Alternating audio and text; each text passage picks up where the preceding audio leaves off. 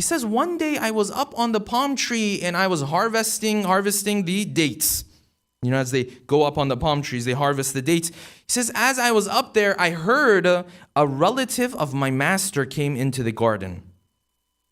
And he started to speak very harshly about another tribe. He said, this other tribe, they're ruining everything for everyone in Arabia, because they are gathering around this man who says he's a prophet. They say he's a messenger of God. He says, my body started to shiver up there, and I got myself down. Now, this is a very interesting interaction that happened in the story of Salman. He says, I ran down to my master. I said, what is it that you're talking about? What's going on? He said, he punched me. He said, what are you talking about? You're a slave. Go work.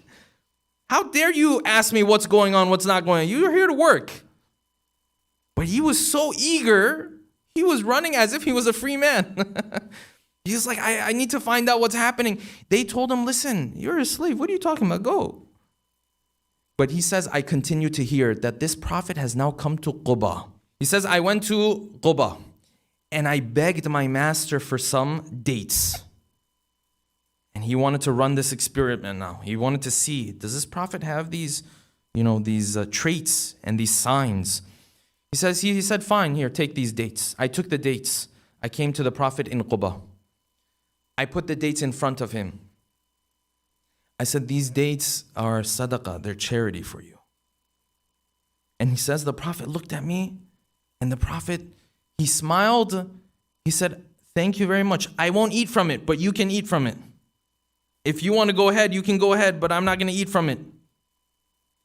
He said, inside of myself, I was talking to him. I said, that's sign number one. That's like the first sign they told me about him. Then he says, I changed my mind. I said, you know what? Fine, it's not charity. It's a gift for you. Would you take it as a gift? And he says, the prophet thanked me, and then he started to eat from this. I said, wow, this is sign number two. But there was still a third sign Salman was looking for. And at this point, the prophet has now entered into Medina. And he's doing his basic things. He says one day he was in the graveyard of Baqi, and he was walking around, and I kept walking behind him to try to see that mark on his back. And he says he saw me walking around him, and he saw that I'm searching for something, and he knew what I was searching for. So he lowered his clothing a little bit, and I saw the mark between the two shoulder blades. And he says, in this moment, I broke down. And I started to cry, and I approached the prophet. And the prophet said, yes, I'm the messenger that you've been looking for. And then, according to some narrations, he told Salman to speak of his story to others. And some scholars say this is how the story even came about today. Salman entered into Islam like this. Forget about the trials and tribulations now he has to go through as a Muslim. This is the sacrifice he made to become Muslim.